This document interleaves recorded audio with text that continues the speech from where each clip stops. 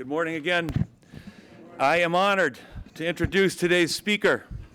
Kim O'Neill Packard started at Brooks as a fourth form day student in 1984. She graduated as the ranking scholar in her class in 1987 and went on to Harvard College, where she majored in economics and graduated magna cum laude in 1991. From Harvard, she went to work in Washington for the Council of Economic Advisors and then the National Economic Council in the first Bush and then Clinton White House, serving as a member of the Healthcare Task Force. After working in Washington and marrying me, she pursued her MBA at Harvard Business School, graduating as a Baker Scholar in 1998. After business school, she worked as a consultant at McKinsey & Company for about a dozen years and has served as an executive coach for the past decade plus, working with McKinsey executives and senior leadership teams around the globe. It is very clear who our children inherited their academic genes from, not me. We met in a Brooks School classroom when she was a guest in my American Government and Politics class back in 1994. We've been married for over 30 years, and she is the center and love of my life. Please join me in welcoming Mrs. Packard.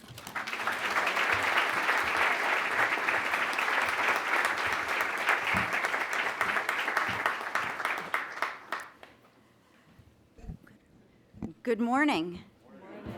I am so excited to be here with all of you today, and I have only one goal in mind, which is to share something about myself so that you don't think I'm just that lady who walks Mr. Packard's dog. I want to spend my time with you today talking about something I love to talk about, which is my work as an executive coach. It's a frequent occurrence for a client to say, I just wish I knew this when I was younger. So with that in mind, what I'd like to do today is give you a few topics to think about so that 40-year-old you isn't wishing they'd learned these things sooner. And most importantly, if you are so moved, I'm hoping to give you something to stop and talk with me about whenever you see me around campus. One common topic I coach people on is confidence. Stated in Brooks School context, this would be similar to wanting to be more confident giving a presentation, raising your hand, or walking down Main Street. Or it might be a faculty member who wants to be more confident in the class or in meetings with parents. In my experience, there is one universal belief that is shared by every single person who struggles with confidence. They all link their feeling of confidence to their expertise, to what they know, or to their performance. They link their value in the moment to what they know and do. Now, many of you out there are probably thinking, like, yeah, isn't that kind of what confidence is? That feeling of, I've got this, or I know this, or I'm ready. And you'd be right to the extent that that is what it's like to feel confident. But what it is like to feel confident is actually not the same as what other people experience as confidence in someone else. What people experience as confidence in someone else is actually that person's self-acceptance, that person's comfort with their own imperfection, that person's ability to be as comfortable saying, I don't know, as they are saying, well, in my opinion. So let's imagine you're sitting in the Luce Library, pre-construction. You're on the second floor looking out the window, and you see me walking our dog Truman across the grass in front of the Wheeldens house. I'm looking toward the lake, and I don't notice that Truman sees Mrs. Hines' dog down the hill. Suddenly, he's off and running, and I'm flat on my stomach being dragged 10 feet across the grass before coming to a stop. The first version of me starts to get up, first on all fours, and I start looking around to see if anyone saw. Suddenly, I make eye contact with you. You see a look of horror cross my face while I quickly look away. I get to a standing position and I start walking away, hunched over with every muscle in my body tensed. I glance quickly to see if you're still looking, and another look of horror crosses my face as I realize you are. I turn away and try to get out of sight as quickly as possible. Rewind. You're on the second floor loose, looking out the window, and you see me being dragged across the grass by my excited dog. Version 2 of me stays on the ground for a moment, shaking my head, and you realize I'm laughing. I start to get up, and I start casually looking around to see if anyone saw. Suddenly, I make eye contact with you. A big smile appears on my face as I realize someone saw the comedy of what just transpired. I do a, "Can you believe what I just did?" gesture, and you smile back. You see me still smiling as I make my way down the road, and I turn and give a friendly wave before I step out of sight. Which version of me is more confident?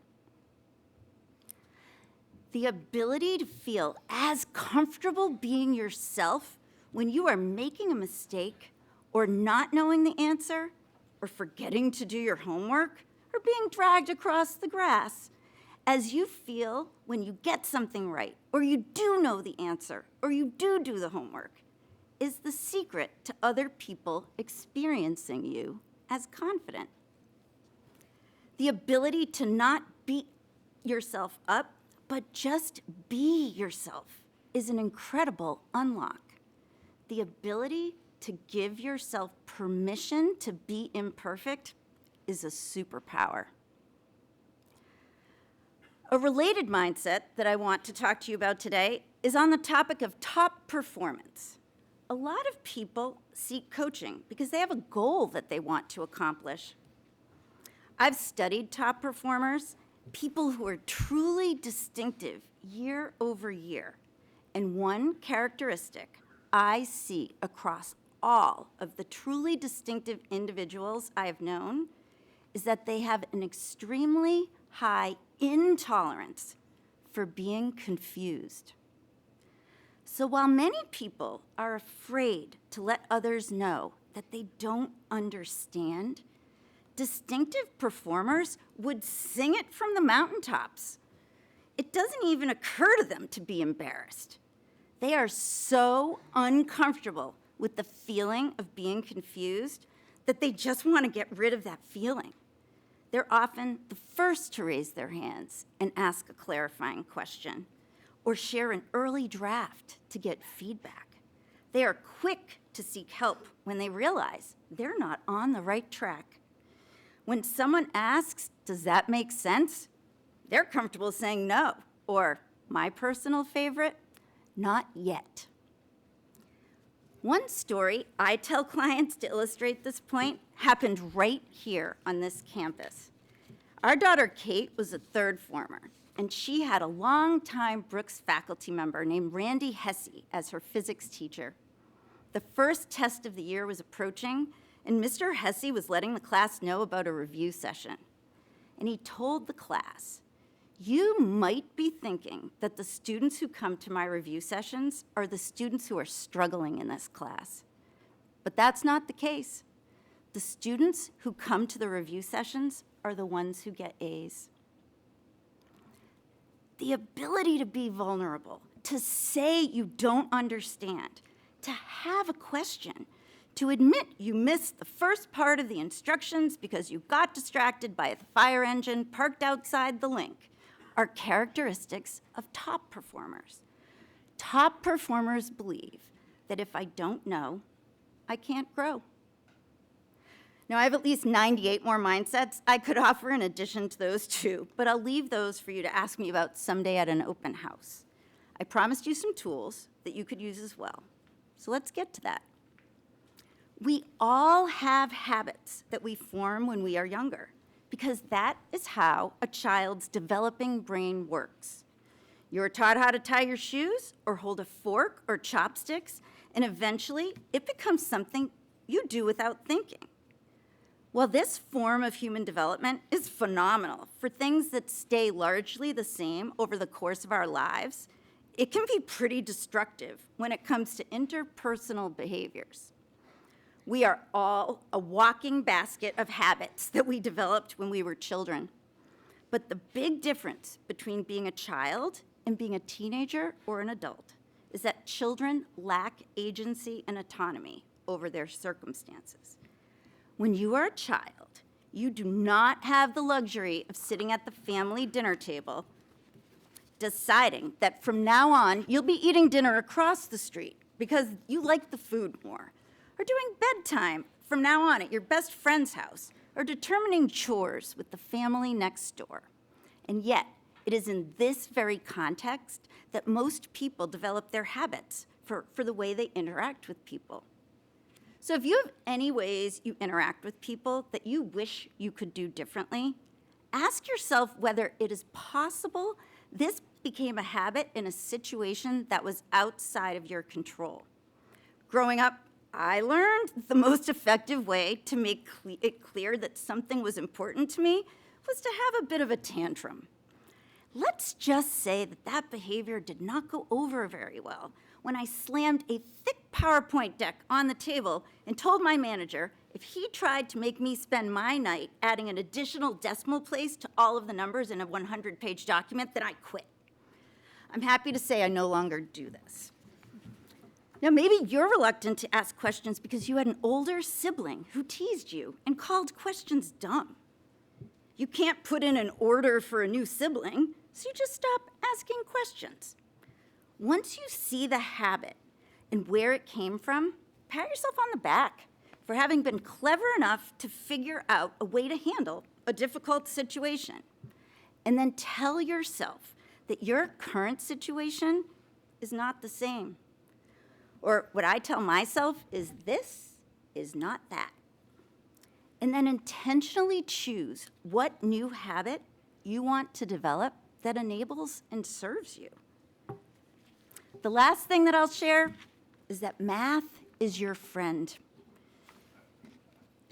When you are feeling overwhelmed, do math. Crazy as it may sound, the emotional part of your brain and the analytical part of your brain can't be active at the same time. I have clients who work with numbers who actually crave going to work when they feel pressure to be emotional outside of work. I know plenty of people, Mr. Packard included, who enjoy paying the bills. This default, right? This default to the analytical can be incredibly calming. For me, when something upsets me, I add whole numbers to 10. So, like someone cutting me off in traffic, right? So check my math. 0 plus 10 equals 10. 2 plus 1 plus 4 plus 3 equals 10. 4 plus 6 equals 10. 1 plus 2 plus 5 plus 1 equals 10. I don't know if you were really doing the math with me, but I can pretty much guarantee that those of you who did found yourself feeling a little bit calmer and more centered. When things get more intense, I stack 3-digit numbers and multiply them, or I do long division. And then, once I'm centered, I check in with myself and I ask, what emotion is this circumstance worthy of? And I choose that emotion instead. The emotion that this moment is worthy of is gratitude and celebration. I'm deeply grateful for your time and attention and for you indulging me in sharing a passion of mine with you. And it's a moment of celebration because, as you know, today is Mr. Packard's birthday, and I'm very excited to be here to wish him a very happy birthday in front of all of you. Thank you.